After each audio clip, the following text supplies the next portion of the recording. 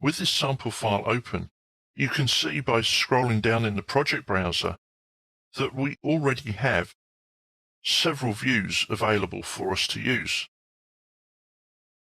The majority of these views can only be placed on one sheet, so if we want two views that are very similar, we have to create duplicates, and the duplication of views is covered elsewhere in this DVD. There are views that do break this rule, however. These are legends, schedules, and panel schedules. All of these types of views can be placed onto multiple sheets.